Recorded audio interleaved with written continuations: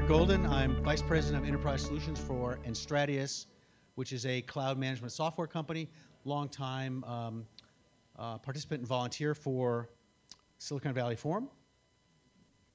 And I'm very pleased to be talking about the investment landscape for big data. And, but a little uncomfortable because, as was just pointed out, we're standing between you and lunch. That's right. So, or sitting, I should say. We're sitting between you and lunch, so we will keep this lively. And a few questions. Looking forward to it. So we have three panelists today: Jay Das from SAP Ventures, Mark Siegel from Menlo Ventures, and Andy Vitus from, or Vitus. I managed to mispronounce it after asking him how to pronounce it. I guess I'm having a bit of a tough day. From Scale Venture Partners. And we have several questions. I have several questions that we've gone over, but I want to leave time for questions from the floor because I know everyone always wants to talk to the money people. So, with that, what I'd like to do is start off by asking the panelists to introduce themselves, a little bit about themselves, a little bit about their firm, and any investments, outline an investment you've made in this space, or if you haven't, why not? Jay, let's start with you. Hi there, good afternoon. I'm Jay Das. I'm one of the managing directors at SAP Ventures. And SAP Ventures is an independent venture firm, but with our LP, our sole limited partner is SAP AG. And we operate within the SAP organization, sit here in the next building over, and we basically look at investments for financial returns and try to leverage the whole SAP ecosystem for our portfolio companies. So some of the big data investments we have made, we actually were one of the investors in Greenplum, which actually ended up being bought by EMC, and that is actually one of the big platforms, big data platforms for EMC. And we have recently also invested in a couple of analytics companies, one of them being Alteryx, which is basically focused more on the visualization of big data. And then, as part of being having SAP as a limited partner, we also have a fund that is focused on creating an ecosystem around HANA, which is the SAP analytic database. And as part of that, some of the stuff we can't announce, but we have been looking at really early stage companies that are focused on the big data. And the other one I should mention, we are also an investor in Violin Memory, which is kind of touches that from a storage perspective. I'm Mark Siegel with Menlo Ventures. We're a private venture capital firm with about $4 billion under management. We invest in companies from seed to growth stage, about half enterprise technology companies, half consumer. I'm one of about 4 partners that focuses on our big data effort, and big data encompasses actually a lot of different technologies, but the 2 investments, I guess, that I would highlight are ParAccel, which is a company that has essentially kind of a whole framework for doing big data analysis of all types. They started with a core technology that was a columnar store database that they did just for analytic applications, but they actually have a parallel query processing engine. They can divide up, they actually slice up data and determine which processing node it needs to go on based on knowledge about actually how the data itself is distributed. So it's actually very sophisticated, involves a lot of separate technologies. It is the technology behind Amazon Redshift, if you're familiar with that, Amazon's analytic data warehouse in the cloud. That's ParAccel underneath. And then the other one is a company called CoRaid. That's a storage company. We've been very active in the storage area, and it's one of the areas I work on quite a bit. And CoRaid essentially has kind of a scale-out storage architecture. They use a protocol that they built, which is called ATA over Ethernet, and essentially it's a layer 2 protocol that gives you very, very fast and extremely linearly scalable storage over huge volumes. So we think that for a lot of the big data analytic applications that are going to be deployed, it really requires rethinking the storage infrastructure, certainly to do it in a scalable and cheap way. So that's a thumbnail on Menlo Ventures. Yeah, so I'm I'm Andy, a partner at Scale Ventures. We have about $1.5 billion under management, been around kind of since 1996.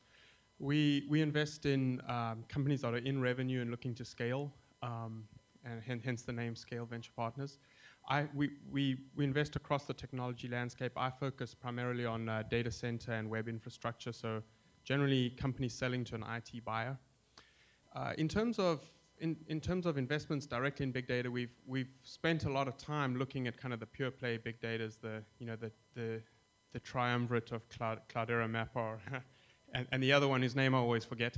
No, and but our thesis early on was this is a big change, but that the way we were going to play it was really looking for startups that were leveraging kind of the technology behind big data, so leveraging Hadoop and some of the other technologies to provide a service. And so we recently invested, one of our investments is DataSift, which kind of ingests the entirety of the social stream, so Twitter, Facebook, blogs, and all of that, and then allows people to kind of query it, to analyze it, and that type of stuff. And then they charge for that service, so kind of adding a value above the big data layer. And then last year invested in a company called, which heavily leverages Hadoop, kind of, and actually have modified it to be a little bit more real time, called Boundary, which does network monitoring.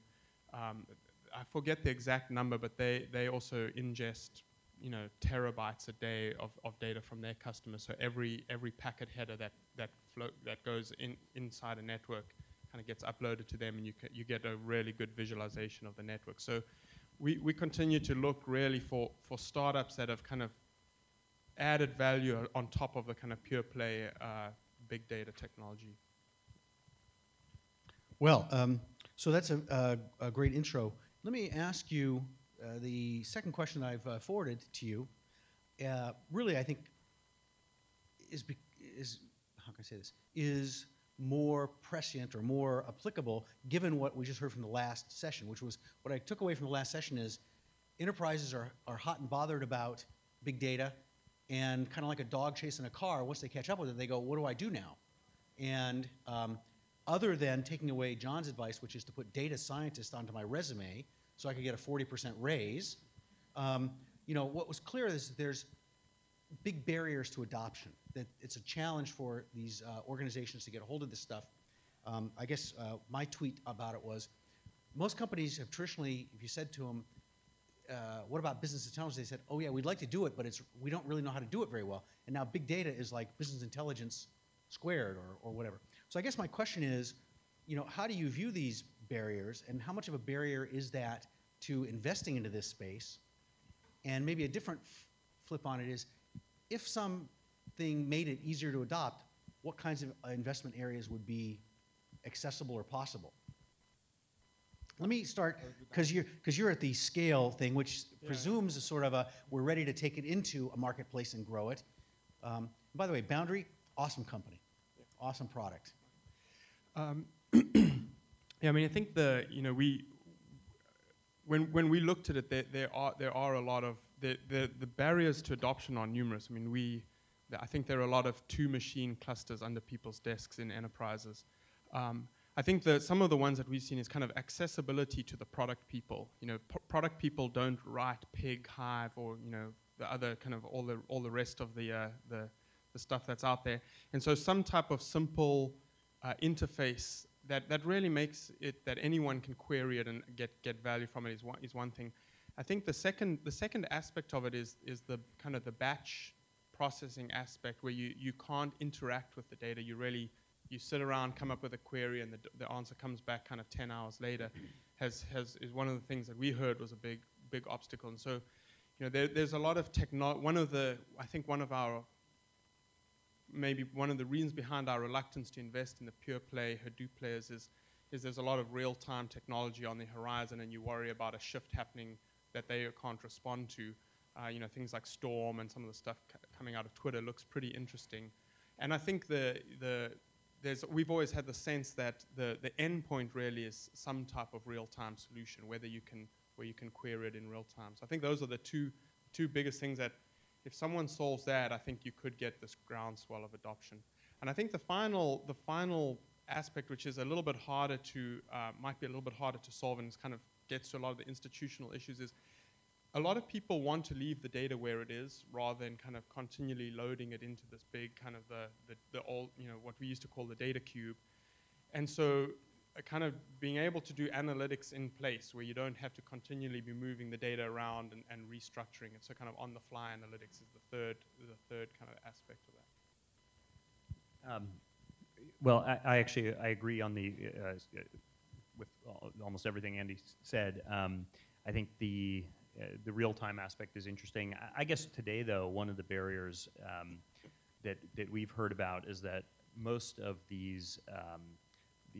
repositories of this data aren't really accessible to business users. So I think one of the things that will be nice to see is something that a business analyst can use to solve a problem, and that's challenging to solve in a generic way. And so one of the areas where we're looking right now in this whole big data sector is actually for vertical industry-specific solutions. I think that big data is not just going to be an infrastructure kind of a category. There are going to be people who create a solution for healthcare, and even within healthcare, I was mentioning to Bernard, we have a company that's doing something interesting around clinical trials and integrating a lot of data that's in disparate data stores. So I think there will be lots of, I hesitate to call them point solutions because they may address very, very large markets, but I think they'll be vertically oriented. So yeah, I think people have touched upon it. So we look at it in three different ways, right? So first of all, I think the thing you touched upon, which is make it for the end user easy to use, right? So there is, you had ClickTech that came along, and on the BI side, and now Tableau has basically made it really easy for users to kind of go and look at the data and visualize it and play around with it. So there is a big movement, I think, trying to kind of provide the same kind of visualization for based on Hadoop or based on kind of unstructured, structured data, putting them all together. And we have made a bet there with with a company called Alteryx, but there are a number of other companies kind of going there, right? So that's one vector. The second is when you look at all these big data kind of deployments, it's a headache, right? To kind of deploy Hadoop or to deploy any kind of database, even Mongo or whatever, you really have to have somebody who kind of knows what they're doing, and it's expensive to find those people, and some of it don't scale. So I think also looking at technologies as well as software, basically, which makes it really easy to manage, deploy, and kind of monitor these big data kind of installations is another area that I think hasn't been invested in as much, and people are starting to look at it. And then the third one is, of course, what Mark pointed out. Well, I think you'll see more and more vertically oriented applications, like in healthcare or in financial services, and that has already started happening, which are basically taking in all this data that is maybe there in disparate kind of siloed systems in each of these verticals, and creating kind of an UI or an application that is very easy to use for the end user. And that's how kind of we look at the three buckets for big data. Yes, so I work for a cloud management software company, and I sort of encounter the same thing, which is a lot of our prospects and customers, kind of what they're saying is, where's that easy button? I want that easy button. I just press it, and all that stuff magically happens. And it's tough for us to kind of go, well, there isn't really an easy button. It's a complicated. The reason it's difficult is because it's a complicated problem to solve. I mean, it really gets solved, right? It happened with everything, databases, Linux, everything, right? So it's just a matter of time. Okay, I'm happy to hear that, because I'm gonna go back and look for the easy button for our stuff. So this is kind of a dovetails into this previous question, but the next question, which is, and Mark, this is I'll start with you because you've actually touched on it. One of the challenges of getting all this stuff done that everybody's touched on, and I just happened to see it while I was in the audience, somebody out of the Yahoo group that did their Hadoop stuff said, I started a company because it was so hard to just deploy and manage this stuff. And I think he said we had 45,000 servers or something like that, which is a lot of servers, I think. So he started a whole company around this. one of the big complaints is always, I've got to get so many nodes and get them set up and all this stuff. So Amazon has made a push into this space, both on the Hadoop side with EMR and onto the easier SQL-based stuff with Redshift, which is based on your investment. I guess my question is, Amazon sort of, its business philosophy is, let's go find somebody else who's rich and make them less rich, and we'll do well with that. And so my question is, what does that imply for this space in terms of investments maybe at the layers that Amazon's going to play in, or what investments does that offer up as an opportunity? And Mark, since you're clearly, one of your companies struck a deal with them, why don't you start? Oh boy, that's a big... well, obviously, and I was in the last session when there were a fair number of people raised their hands as being entrepreneurs who were starting new companies, it's in something related to big data. So I think in every single industry sector, you look and you say, who are the 800-pound gorillas that, or the locomotive that I really don't want to step in front of, I think Amazon's clearly going to be a player here, but I do think there's so many new technologies in this area. There's tons of fruitful stuff that startups are going to be able to capitalize on, and I guess I worry when you're doing something that's infrastructural and it's very horizontal, and this would include all the Hadoop vendors, as you just said. The real risk there is that that's a technology that doesn't really touch the end user, and it can get commoditized if a big vendor comes in. And so what you have to do is you have to become ubiquitous. You have to truly become a platform if you're going to be successful as a company there. And we can all think of sort of middleware companies, and think about in the old days of data warehousing, all the guys who did ETL kinds of stuff, where it was an important technology, but it became a very fragmented market, and it ultimately got subsumed by somebody that had sort of a end-to-end solution. And so I think the risk in infrastructure is if you don't become a very widely deployed platform kind of company, that's the area where somebody like an Amazon, or frankly a company like a Microsoft or an Oracle or an SAP probably has a very good shot at raining on your parade. I think that if you are sort of a vertically oriented solution that requires a lot of domain expertise, those tend to be places where startups can certainly extract a lot more value from customers, and maybe where it's harder for, certainly for a large technology company that isn't specifically in that vertical to compete with you. And then I guess other things that are just where there's a brand new technology that's really disruptive, and I would certainly say some of the NoSQL databases, and hopefully some of the Hadoop stuff qualifies in that category too, because of the uniqueness of what they're doing. That it's a good opportunity. We also have open source these days, which I think is we've had a couple open source companies that have essentially been co-opted by the open source effort, even though they tried to commercialize features and functionality that were on top of that. And I think that that's a real risk too, is that when you're competing against free, it's you've got to have something really compelling if you're going to create a sustainable barriers to entry. That's a really interesting point that I think is often missed here. I mean, we were thinking the other day, this is normally open source comes in, someone's extracting huge margins, and open source says we can do this cheaper, and kind of the community pitches in. I think as far as I know, this kind of big data, the pure play big data market is the first that's actually been defined and formed by the open source community. And I think it's going to be difficult, given that history, for someone to really complete, either, you look at companies like Cloudera, and it's a largely services play still. I mean, they're trying as hard as they can to get out of that, but it's that's why I think in the end it's going to be someone who offers it as kind of who SaaSifies it and offers it as a service. But yeah, it's difficult. So I'm going to go out on a limb and say that everything is not going to go on a cloud. There's going to be, it will be all maybe driven on a cloud kind of an API, but IT departments will still have internal deployments. And it's going to be a hybrid model. And there is going to be Amazon on one side, and potentially VMware and OpenStack inside the data center trying to provide a similar kind of functionality.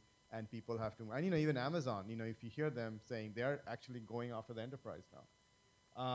So there will always be opportunities for companies. Amazon is absolutely kind of if you look back 10 years, they are kind of the company you're competing with if you're trying to do anything in the data center, because the people the data center in the IT guys target, they can all go to Amazon and run these run a program and get one of the services from Amazon.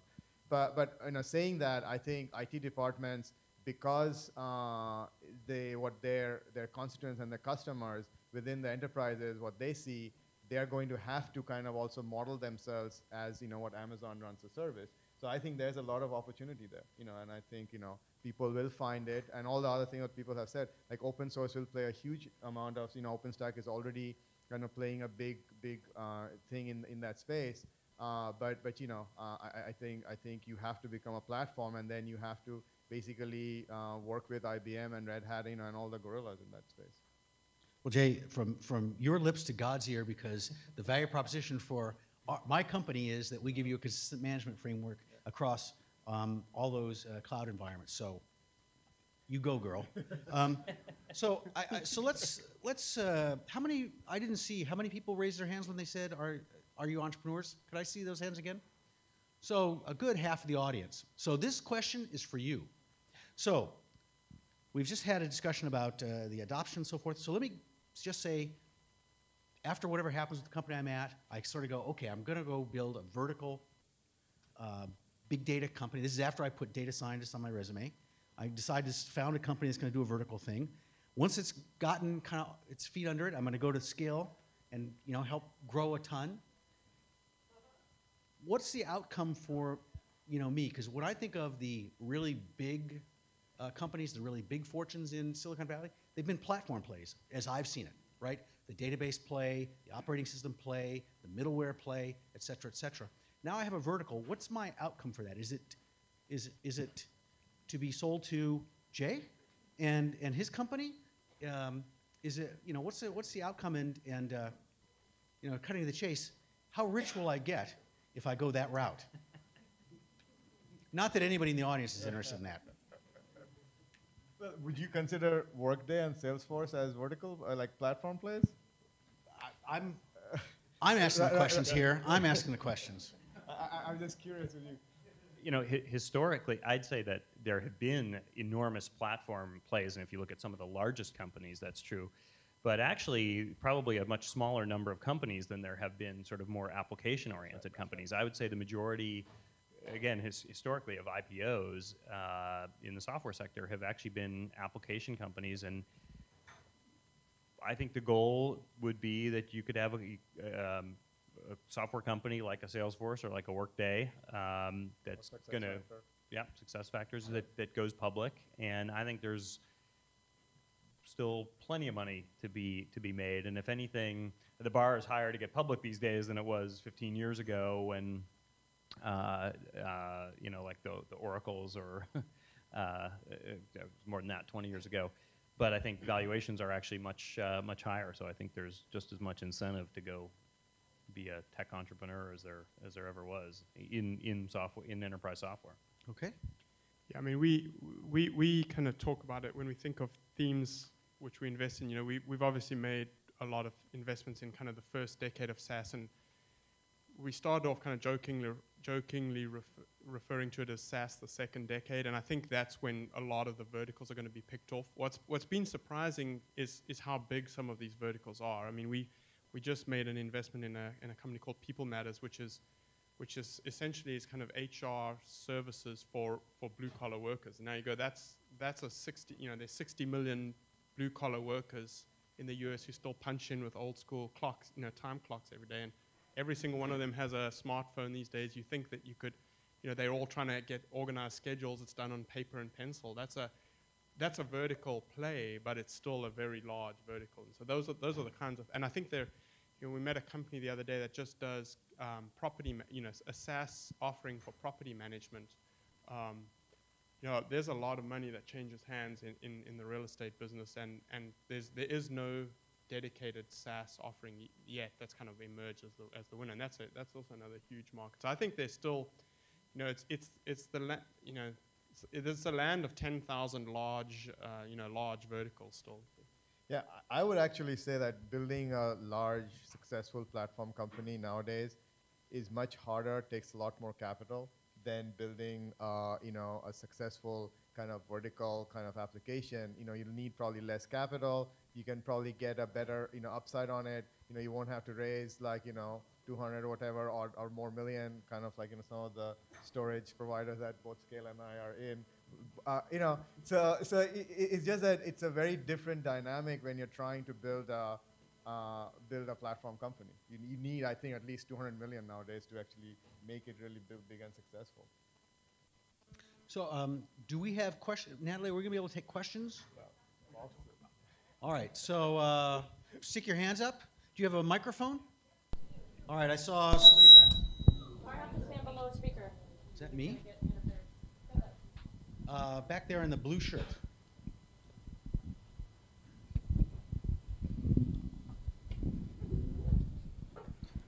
Hi, Chris Rigatuso from Skyfile Consulting. I had a question on the semi-vertical brand advertising, right? Not most, as you guys probably know, most big data and analytics in the advertising world refers to direct marketing, online web stuff where there's impressions, clicks, conversions, all that stuff. What about brand advertising? Anybody doing anything interesting yet with big data and brand advertising? So we have a company called OpenX, right? So they're basically one of the ad exchanges out there, and I would put them as a vertical big data company because they are processing. I don't know. I know they're doing over 1 billion transactions. I don't know if it's per day, per week, or per month. It's 100 billion per month. Is that what they're at? Yeah. So I think of them as a big data company. The scale at what they're operating. But brand advertising was the question. But they are it's in advertising, and the brands all play in there, right? Yeah. So in some ways you can say that's in advertising, whether it's for brand or for just clicks. It's online display a lot. Exactly. Yeah, we one of our portfolio companies is which is now public is ExactTarget, and they do email marketing for all the big brands. And they actually make heavy use of Hadoop, and we're one of the early people to kind of stand up a pretty big Hadoop cluster and kind of actually feed it real time back into their production systems. And I think it's enough time has passed that I can talk about it. But they sending out a ton of email. What they want to do is close the loop on kind of A/B testing the email in real time as it goes out on kind of open rates. And so as the first 1,000 emails go out, they kind of constantly refine the message in the email and feed it back into a Hadoop cluster. And so I think that's one where they saw tremendous lift on just kind of the number of people who opened an email based on how they, all on data coming out of that Hadoop cluster. So that's one aspect. A lot of the ad tech, there's a lot going on in ad tech. It always seems as though you're kind of getting these 15-20% lifts to click-throughs, which get kind of arbitraged and eroded away over time. So that we've avoided the pure kind of optimization space by and large. I have a question. Tell me something about the failures that you invested in, especially if that was tied to technology failures rather than personal failures. So you learned that this is the technology that doesn't really fly in the marketplace. We don't have any failures. Exactly. What failures? VCs are like doctors. They never have failures. They just have successes that haven't yet come to fruition. Yeah, I mean, or they're just continually pivoting. One of the reasons it's always hard to talk about is you never want to kind of report back that you threw one of your portfolio companies under the bus. But we've had, so I'll reach back quite a few years here, but we invested in a company that made 1-inch micro drives for the consumer electronics space once upon a time. And just kind of didn't realize how quickly Flash would take over, they got into extremely large revenue, kind of hundreds of millions, approaching 100 million in revenue with negative 10% gross margins. And I distinctly remember a point where they, as they went through 75 million, said, we just need to, once you scale up the operation, it will make positive gross margin. And I think the VCs just were shoveling cash in as fast as we could until everyone ran out and moved on. But that was, it seemed like a really cool technology at the time. It was a really hotshot team out of the hard drive business. I know that sounds discordant today, but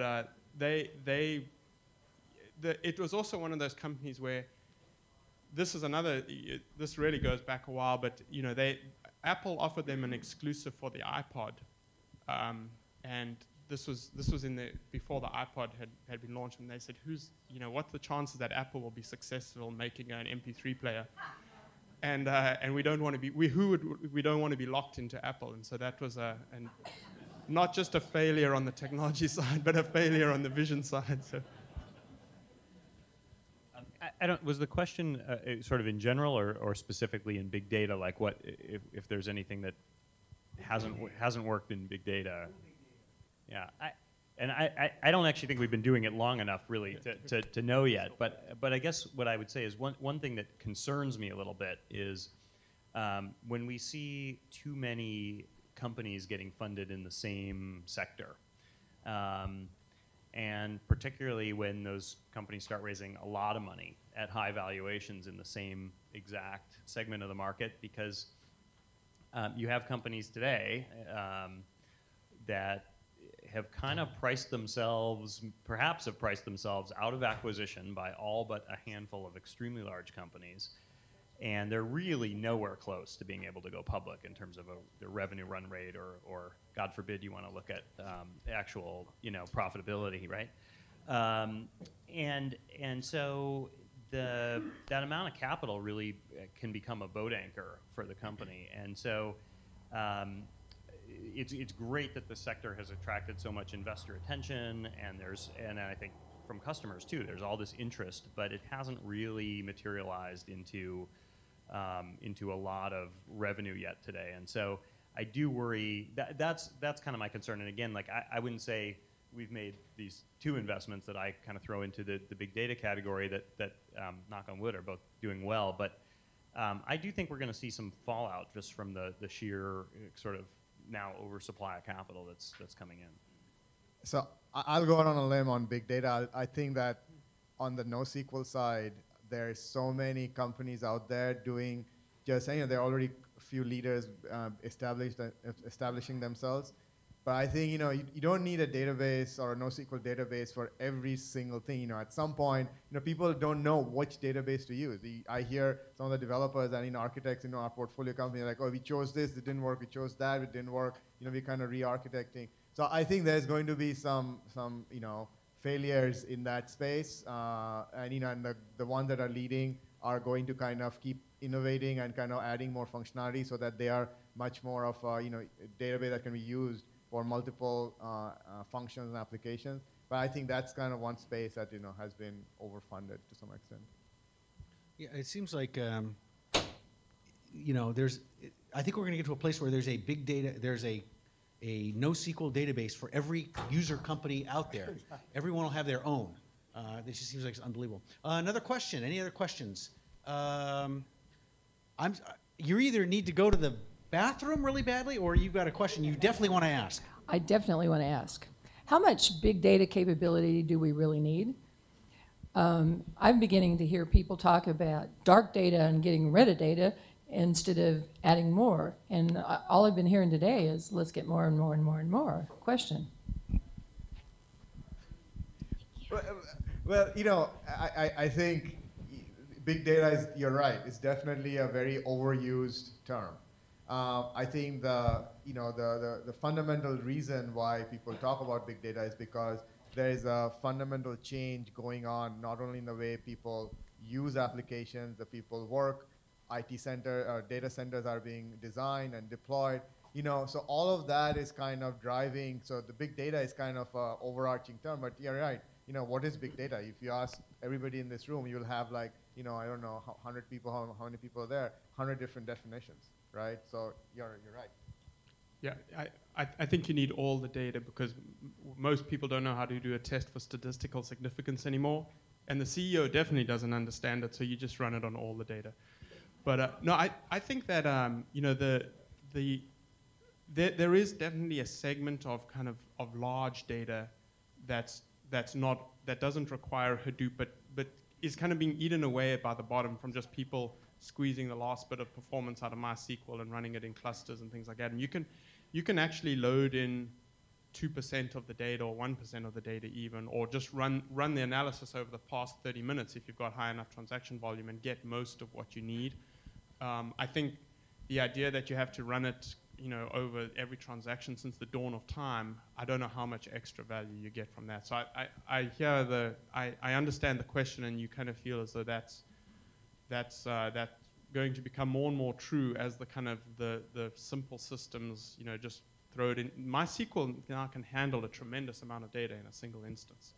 Sharding, right? Yeah, and with a little bit of sharding, you can get even further. So. Right. So, other questions? All right. Right back there. Yes. Thank you. In an earlier panel this morning, somebody said that enterprises are not really data-driven. They don't make really decisions based on data.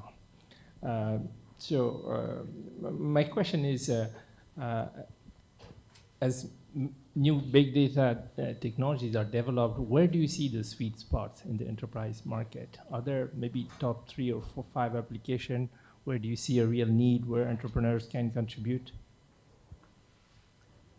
Well, I think I go back to actually what we talked about with one of Bernard's questions, where I think real-time analytics is something today that really doesn't, certainly in the Hadoop area, doesn't really exist. But there's a lot of interesting technologies coming out. I think this idea of ease of use with business analysts, and then I go back to kind of the one I brought up, which is these vertical specific applications. So I don't know how, in a general way, I don't know how else to answer that question. No, you're right. That's why Hasso and Vishal have put together HANA, right? The whole real time.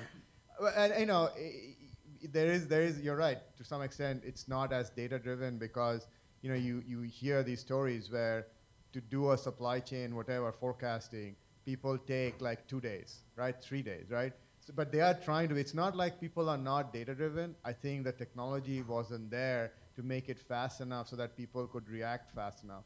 And, all these technologies, including HANA, Hadoop, and all of the stuff that people are building, are going to make it more easier, analytics driven, basically data driven. But I think fundamentally businesses all want the data. It's just that to be based on input based on kind of things that they are seeing in their market, in their customers, in their suppliers. So it's not that they don't have the desire. I think technology just wasn't there to kind of do these things. I think you had your hand up. My question is, what are the verticals? Can you use the microphone that way everybody can hear the question? Okay, my question is, what are the verticals that you would like to see more startups working on, and you want to invest heavily on them? And yet you do not see a lot of startups working on them.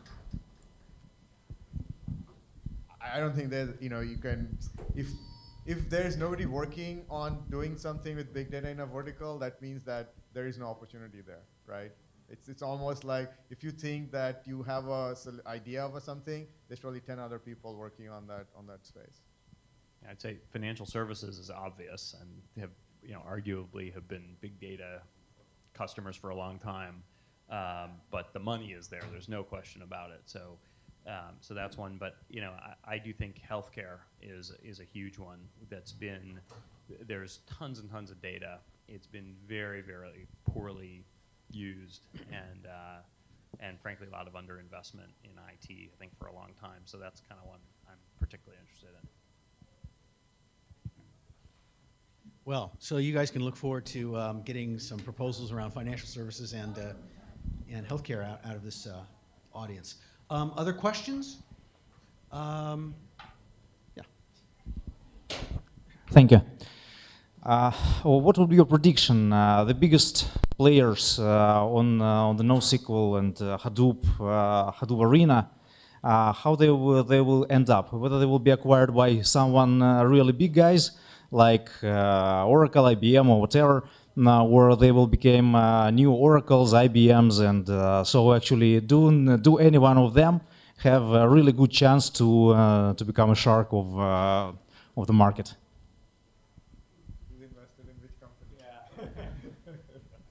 Yeah, I mean, I've spent a lot of time looking at this market. I mean, Mongo. I mean, people say that there's no room. I've always thought there is room for a NoSQL database. I think, but it's a totally different market. I think it's always a mistake to combine NoSQL with big data, unless you kind of go up a level and say there's this.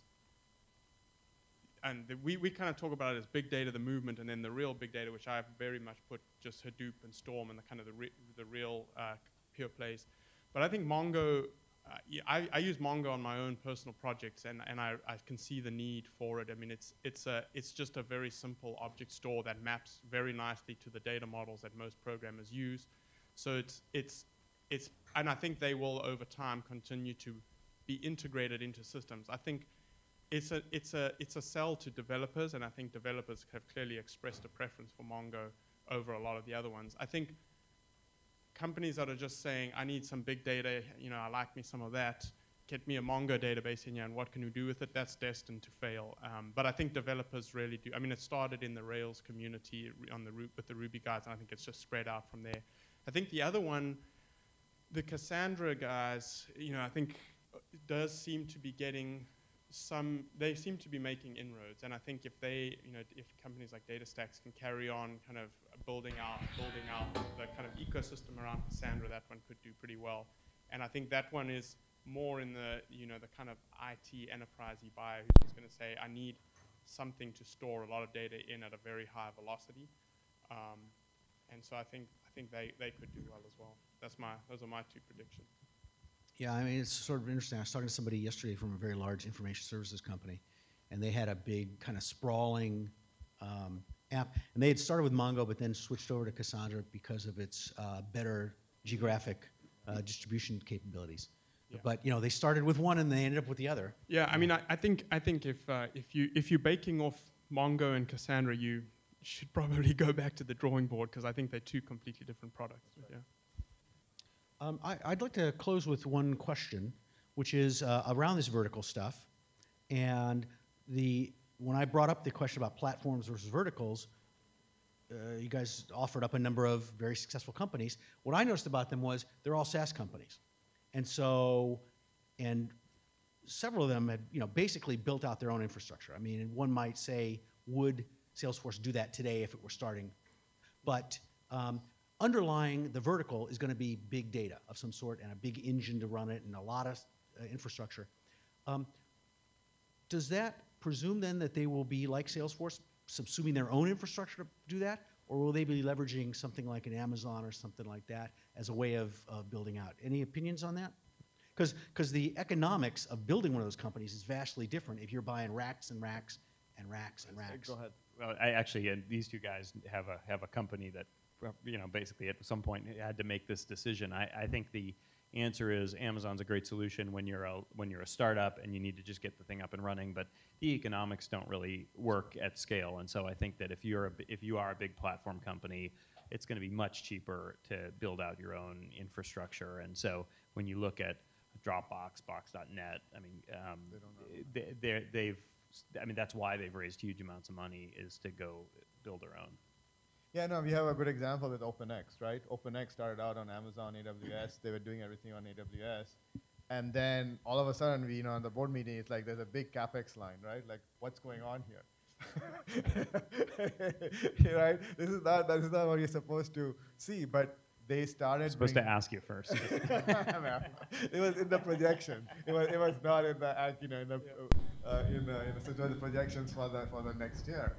And basically they decided to bring stuff in-house because it was not, fundamentally cheaper to do that in-house rather than, they did it slowly and they still have burst capacity. I know Zynga is very, the one that people talks about all the time, where they basically put their games up on AWS, and once it starts picking up steam, they bring it in-house. And I think the gaming companies have done that a lot better than other companies. But yeah, all of these companies, the SaaS companies, as they grow up, they're going to build their own infrastructure. I don't think they're going to go put everything on AWS. Andy. Yeah, I think it's a mix. I think if your IT operation is a strategic differentiator, you definitely will build your own. So, we're an early investor in Box, and one of the first questions we faced was how much to put on Amazon, how much to build yourself, and we said to them, this is going to be a core part of your technology, build it yourself. And there are various reasons why they just need huge performance. I mean, one of them is when any file can be shared with any person on the system, it's just a difficult problem to solve, to kind of determine permissioning and access rights. And so they've kind of pushed every single database technology to the limit. They still use Amazon for all their backups, which is a very S3 is a core component of their strategy because they have to have redundancy in the data. So I think if we have other companies that are entirely built on Amazon and the value, they're not pushing the limits of the technology at all. The value is more on kind of the insight into the business logic and things like that. And so some of them have stayed on Amazon for ages. One of our company, HubSpot, is now finally rolling off Amazon after many years of growth, just because they think they can build it cheaper themselves and kind of drive down the cost. And they also are starting to push some of the performance barriers. So, that always unnerves us a little bit when they kind of almost start from scratch. But I think it's kind of a horses for courses approach. So you're going to have the same. Oh my God, what's that thing on the balance sheet here? We already had it. All right. Well, we've run out of time. It's time for lunch. I'd ask you to give a round of applause for our panel.